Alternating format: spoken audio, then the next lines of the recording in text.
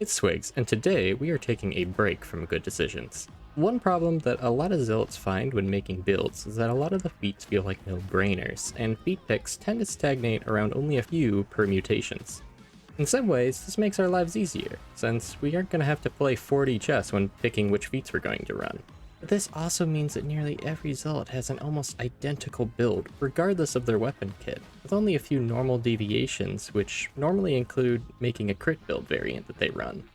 And that staleness makes making new builds kinda boring, since most of the work is already done for us, and all that's left is really picking the weapons themselves. But today we are going to be taking a few steps from the beaten trail, specifically towards what Zealots are designed to do: die gruesomely and gloriously in battle. While most people avoid building around stacks of martyrdom because they would rather continue pumping blood throughout their body, Shark did design this whole class specifically around being able to play with a low health pool. Not only is our special able to cover large swaths of ground for retreats to cover or hasty advances on gunner emplacements, it also pairs with that hefty 50% buff to our toughness. This combined with our unique class ability to take 0 toughness damage while sliding, Zealots gaining damage stacks as we lose chunks of health, and the built-in until death ability giving us a 5-second last stand, it's clear this build was meant to be mangled and bangled in the fight and keep on chugging regardless. So today we're going to be going over the most self-flagellating Zealot build around. And the Red Cross is still doing math on how it's possible to lose as much blood as this build can and not just be conscious, but able to still spew religious propaganda while fighting literal demons. But seriously, this is a fun build to take a break with, and believe it or not, strong enough to make it through not just damnation lobbies, but even high intensity gauntlets on top of that. Though you'll likely earn the ire of your teammates when you reject the upteenth Medicae because you'd rather let your holy poppy on terror protect you, so be warned. So without further ado, the base build we are running is 3-3-1-1-3-3, and what a stupidly glorious selection this ends up being for us. Enemies within, enemies without is our obvious first choice, as we are going to be playing much like any other Zealot and be knee-deep in horde guts throughout pretty much the entire mission. A good substitute could be Purify as well, since the melee weapon we'll be bringing will have a high kill rate, but personally I still prefer the enemy proxy heals anyway. Retribution is going to be our first fun pick, and we plan to be using this to its fullest potential. At half health, we'll be getting a 10% bonus attack speed and another 10% after breaking the 20% health threshold.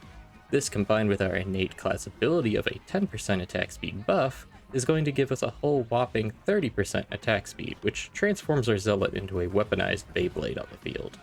While we won't always be at 20% health, even with this build running, half health is a near guarantee, and that extra bump will come in handy when Until Death procs, and we need all the damage we can get to feed Holy Revenant.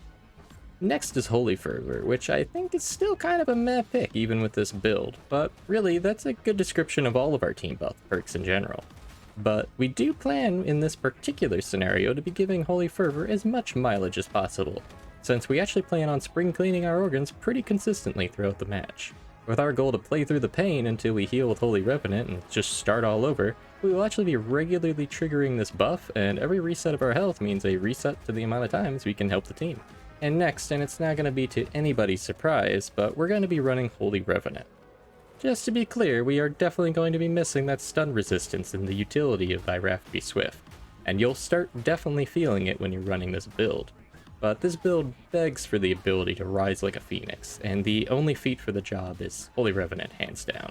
This feat gives us heals to reset the clock on Holy Fervor, and also gives this build an inkling of sustainability so that way we can live a bit more confidently on the edge of death. One thing to be careful of is that the only way we're going to ever get the value we need out of this feat is if Until Death procs while we're actually fighting something head on. So be very careful of disablers taking away that agency right before the big moment, or an errant sniper serving you a free trial of the afterlife when there's just nothing around to kill. These moments can absolutely detonate this build, and represents your biggest Achilles heel when running Holy Revenant. So definitely be careful, as every moment at low health is a gamble for when one of these heretics comes and takes your fun away. Remember, make it on your terms, not theirs.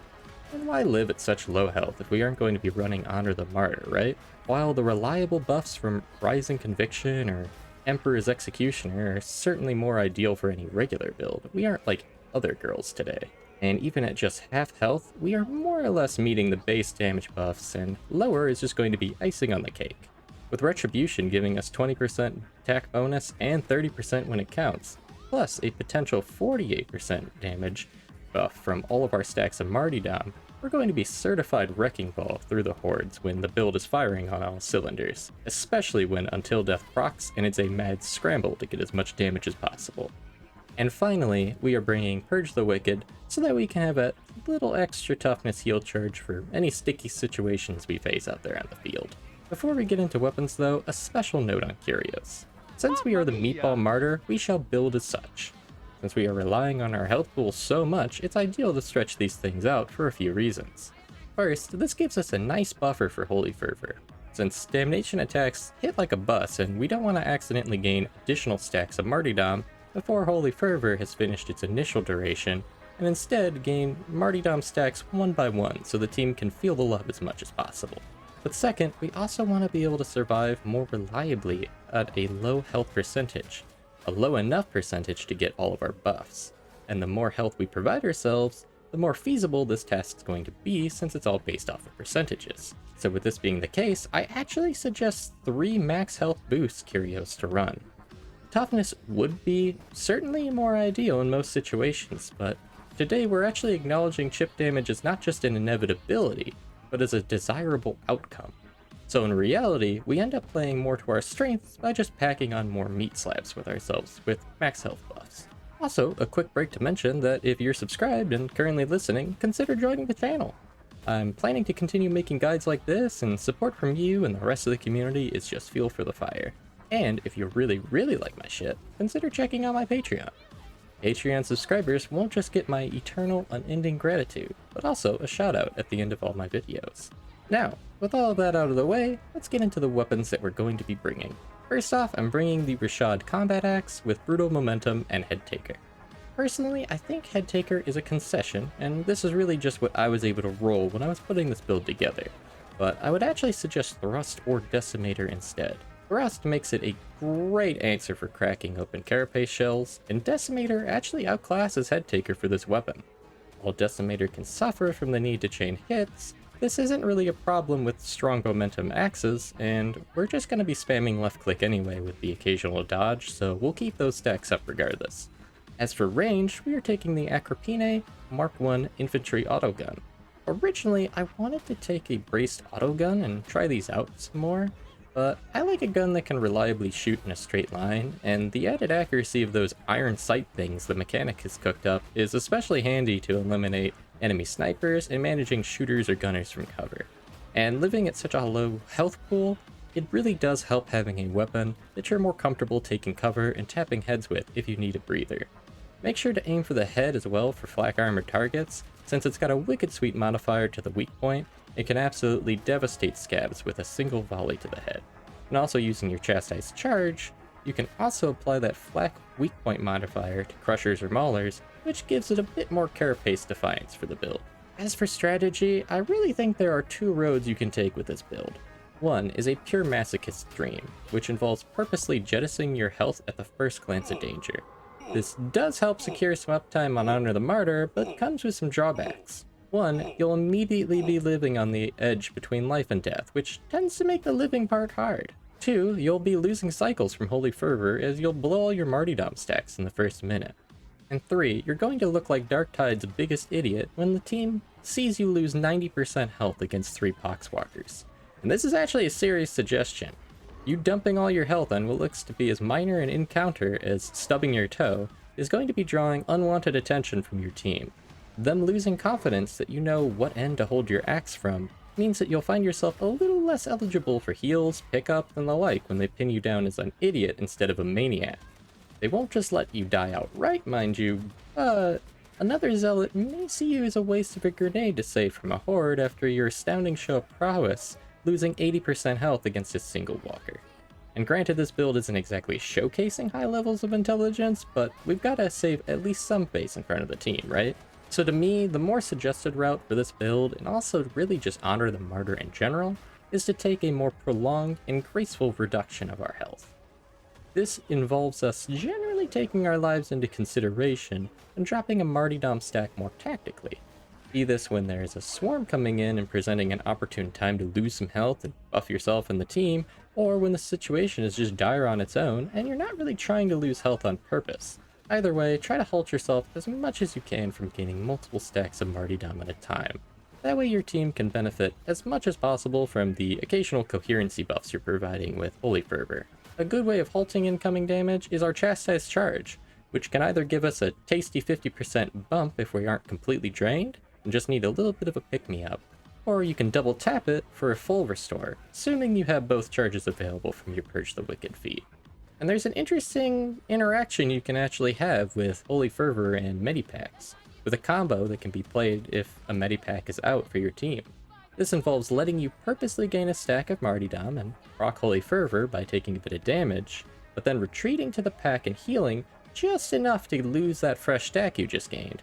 Rinse and repeat for a delightfully consistent 20% power aura as you consistently gain and lose those martyrdom stacks and trigger Holy Fervor.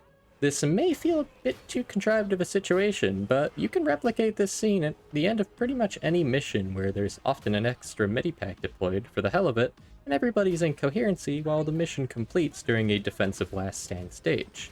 And with a little bit of cooperation and communication, really any defense-heavy chunk of the mission can play out this way if you've got a Medipack to spare. Definitely remember that this build isn't going to be doing anything unique though until you are at least at 50% health, so try to not be overly cautious with your self-preservation skills. While you should be dropping your Marty stacks tactically, you need to be dropping them throughout the match consistently as well. Practicing becoming comfortable at a low health pool takes some getting used to. The Holy Revenant serves as a good set of training wheels, and you can always reset if things get a little too hairy. Think of Holy Revenant as the bumper lanes that prevent you from accidentally falling into the gutter, i.e. in this case, being dead. But once you get the hang of it, living on 10% health is a hell of a ride, and really you feel that 48% damage buff combined with the 30% attack speed when it's firing on all of its cylinders. And because of how easily you cleave through enemies, like a hot knife through butter, you end up preventing them from really ever getting much of a word in edgewise because you're too busy hacking away and staggering whatever doesn't accidentally lose its head in the crossfire. Again, just remember that you need to be choosing when to reset before the game chooses for you. And while it's always tempting to convert the whole horde into pudding and keep the train going, each time you choose not to trigger Holy Revenant is a choice to roll the dice for when an errant sniper, a mutant, or a hound triggers it for you. And trust me, those 5 seconds feel real short after half of the time was a mutant integrating you into the concrete floor. So seriously, feel free to trigger it whenever you are ready to reset the ride, and don't be afraid to take Medicays and Medipacks when available. It doesn't actually have to be Holy Revenant that resets your clock, mind you, and this will also give your team a bit more confidence in your mental faculties too. But in the end, this is a fun build, and it's a really satisfying mix-up that ends up testing your survivability skills and your life is on the line. And with it fitting excellently into the flavor of our Zealots being absolute maniacs, this build really makes those voice lines where you criticize your team for even needing a Medicae hit just a bit harder. And that's all for this video.